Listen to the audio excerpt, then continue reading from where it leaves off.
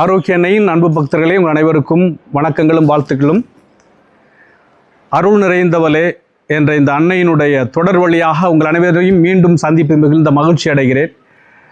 ஒரு சிறிய இடைவேளைக்கு பிறகு உங்களை இந்த ஆரோக்கிய அன்னையினுடைய ஆண்டு பெருவிழா நெருங்கி வந்திருக்கிற நேரத்தில் ஆரோக்கிய அன்னையை பற்றி நாம் வரலாற்றிலே திருச்சபையிலே இன்னும் தெரிந்து கொள்ள முடியாத சில புதையல்கள் இருக்கின்றன. அந்த புதையலை இப்பொழுது நான் இந்த குறுந்தொடர் வழியாக தேடி கண்டுபிடிப்பதற்காக உங்களோடு இந்த முயற்சியை நான் தொடர்கிறேன்.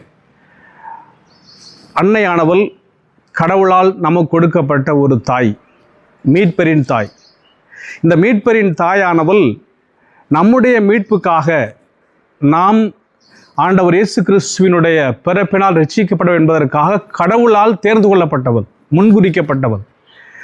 எனவே முன்குறிக்கப்பட்ட அந்த அன்னை எதற்காக இந்த மீட்பினுடைய வரலாற்றிலே பங்கெடுத்தாள் என்பதை நாம் சிந்திக்கின்ற போது அங்கே ஒரு நாம் நினைத்து பார்க்க முடியாத ஒரு தொன்மம் இங்கே கிடக்கிறது. காரணம் என்னவென்றால், ஆண்டவர் இயேசு தாம் இந்த 33 ஆண்டுகள் இந்த உலகிலே தன்னுடைய பயணத்தை, கடவுளுடைய திட்டத்தை அவர் நிறைவு செய்கின்ற பொழுது கடைசியில் கல்வாரியில் தன்னுடைய அன்பு சீடரை பார்த்து அவர் சொன்ன அந்த வார்த்தை, இதோ உன் தாய் என்று சொன்னார், இதோ உன் மகன் என்றார். எனவே இதோ உன் தாய் என்று அந்த சீடரை பார்த்து சொன்ன அந்த வார்த்தை நம்மை பார்த்து ஆண்டவர் சொன்னது, நம்முடைய தாய். எனவே இந்த தாய் நமக்காக ஆண்டவர் இயேசுவால் கொடுக்கப்பட்ட தாய், இயேசுவின் தாய், நம் தாய். இந்த கருத்தை தான் இங்கே நான் வலியுறுத்தி விரும்புகிறேன். இந்த நம்முடைய தாயானவள், ஆண்டவரால் கொடுக்கப்பட்ட இந்த தாயானவள் அருள் நிறைந்தவள். இவள் அருள் நிறைந்தவளாக இருந்திருக்கிறாள் என்பதை இதுவரை நாம் ஒருவேளை கேள்விப்பட்டிருக்கலாம், என்னுடைய மறைவுரையிலே நீங்கள் கேள்விப்பட்டிருக்கலாம். இந்த அருள் நிறைந்தவளாக இருந்ததனால்தான் அந்த கடவுளுடைய மீட்பு அன்னை வழியாக நிறைவேறுகிறது. அதற்கு காரணம், அந்த கருவிலே உருவாகின்ற பொழுதே அவள் அருள் நிறைந்தவளாக இருக்கிறாள். காரணம் என்னவென்றால், நமக்கு தெரியும், அன்னை மரியாளினுடைய தாயும் தந்தையும் அன்னா. இவருடைய தந்தை பெத்லெஹேமிலே இருந்த அந்த தாவீது வம்சாவளி வந்த தாவீது குலத்தைச் சேர்ந்தவர் அன்னா, அவருடைய வாரிசு. சுவைக்கின் ஒரு கலிலேயர், மிகுந்த பணக்காரர், பக்திமான். அங்கு எருசலேமில் இருந்த பணக்காரர்களில் மிகவும் ஒருவர். ஆனால் இவர்கள் இருவரும் பக்தியாக இருந்தாலும் திருமணமாகி 20 ஆண்டுகள் வரைக்கும் இவர்களுக்கு குழந்தை கிடையாது, குழந்தை பாக்கியம் கிடையாது. ஒவ்வொரு நாளும் கண்ணீரோடு ஜெபிக்கின்றார்கள். ஒரு நாள் தன்னுடைய காணிக்கையை செலுத்துவதற்காக சுவைக்கின் ஆலயத்திற்கு செல்கிறார். அங்கு ஆலயத்திற்கு சென்று அவருடைய காணிக்கையை கொடுக்கின்ற பொழுது அங்கே பணியாற்றி கொண்டிருந்த ரூபன் என்ற குருவானவர் அவர் அப்படியே தடுத்து நிறுத்துகிறார். காரணம் என்னவென்றால், இவர்களுக்கு குழந்தை பேர் இல்லை. எனவே யூத பழக்கப்படி குழந்தை பாக்கியம் இல்லாதவர்கள் காணிக்கை செலுத்த முடியாது. மிகுந்த மனவேதனை உற்றவராய் சுவைக்கின் ஆலயத்திலிருந்து வெளியே வருகிறார். அவர்களுக்கென்று ஒரு காட்டு பூமி, ஒரு மலை பகுதி இருக்கிறது. வீட்டிற்கும் போக முடியாமல் காட்டிலே சென்று 40 பகலும் 40 இரவும் லாக்கிரிமே கண்ணீரோடும் பிறகியரே ஜபத்தோடும் திஜூனி நோன்போடும் கடவுளிடத்திலே ஜெபிக்கிறார். ஏன்னா தனக்கு குழந்தை பாக்கியம் இல்லை என்று. வீட்டிலே அன்னால் தன்னுடைய கணவர் தன்னை விட்டு வரவில்லை, கோயிலுக்கு போன வரவில்லை என்று அவருடைய பிரிவினைத்து கஷ்டப்படுகிறார். இன்னொரு பக்கம் குழந்தை பாக்கியம் இல்லாத ஒரு பக்கம். இந்த 2 கவலையோடு அவர் அங்கே வேதனையோடு, கணவனுடைய பிரிவு, தனக்கு பிள்ளை பேரை நினைத்து அவள் கவலைப்பட்டிருக்கிறாள். இந்த நேரத்தில் தான் கடவுளுடைய தூதர் அன்னாவுக்கு தோன்றுகிறார். அன்னாவுக்கு தோன்றி, அன்னா அன்னா இல் சிக்னோரே அஸ்கொல்தாத்தோ லா துவா பிரியேரா, கடவுள் உன்னுடைய ஜபத்தை கேட்டுக்கொண்டார், ஏற்றுக்கொண்டார்.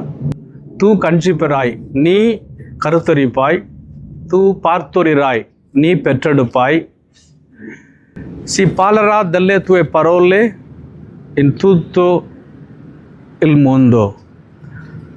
இந்த உலகம் முழுவதும் உன்னுடைய வார்த்தைகளை பற்றி பேசும் என்று வானதூதர் காட்சி கொடுத்து அன்னாவுக்கு சொல்லுகிறார். அதே நேரத்திலே மலையிலே கண்ணீரோடும் ஜெபத்தோடும் இருந்த சோக்கினுக்கும் காட்சி கொடுக்கிறார். இந்த காட்சி முடிந்த பிறகு மலைப்பகுதியிலிருந்து 40 நாட்களுக்கு பிறகு வீட்டுக்கு சோக்கின் வர்றார். இதில் இன்னொரு விஞ்ஞானபூர்வமான உண்மை என்னவென்றால், சுவைக்கின் காட்டிலே இருக்கிற போது ஜபிக்கின்ற பொழுது அண்ணா கருத்தரிக்கிறார். ஆக ஒரு ஆண்மகன் இல்லாமல் அன்னை கன்னிமரியா கருவிலே உருவாகிறார். வானதூதர் காட்சிக்கு பிறகு சுவைக்கின் வீட்டிற்கு வருகிறார். அண்ணாவும் சுவைக்கினை ஆறத் தழுவி தங்களுடைய மகிழ்ச்சியை பகிர்ந்து கொள்கிறார்கள். பிறகு பேர்காலம் வருகிறது. அண்ணா குழந்தையை பெற்றெடுக்கிறார். ஏற்கனவே வானதூதர் சொன்னதை போல மரியா என்று பெயரிடுகிறார்கள். மரியா என்றால் இவரே என் அன்பார்ந்த மகள், அமாத்தோதாதியோ, கடவுளுடைய அன்புக்குரியவள் என்ற பெயரை விடுகிறார்கள். பிறகு 3 வயது நடக்கிற போது சுவைக்கின் கோவிலுக்கு அன்னை கன்னிமரியாவை யூத பாரம்பரியப்படி காணிக்கை ஒப்பு கொடுக்க செல்கிறார். அப்பொழுது அவர் அங்கே கோயிலுக்கு போகிற போது 10 செம்மறி ஆடுகளும் ஆஞ்சல்லி, 12 இளங்கன்றுகளும் பித்தல்லி, 100 கப்பரத்தி வெள்ளாடுகளும் காணிக்கை ஒப்பு கொடுக்கின்றார். காரணம் என்னவென்றால், யூத பாரம்பரியப்படி கோவிலில் காணிக்கையாப்பட்டு பெண்கள் கோயிலிலே காணிக்கையாக இருப்பார்கள். அதன் பிறகு அவர்களுக்கான பருவம் வந்த பிறகு அந்த கன்னிமாடத்திலிருந்து அவர்கள் அவர்களுக்கு திருமண ஏற்பாடு செய்வார்கள். இவ்வாறு தாயின் கருவிலேயே அன்னை கன்னிமரியால் கடவுள் அருளால் நிறைந்து காணப்படுகிறார். அதனால்தான் நாம் அருள் நிறைந்த மரியே வாழ்க, ஆண்டவர் உம்முடனே என்று ஜெபிக்கிறோம். அன்னை கன்னிமரியா அருள் நிறைந்தவள். காரணம், அவருடைய பிறப்பு அன்னை மரியா கருவிலே உருவானது கடவுளுடைய அருளால். அந்த கடவுளுடைய அருளால் அவள் உருவானதனால்தான் கடவுள் அவரை தேர்ந்தெடுத்தார்.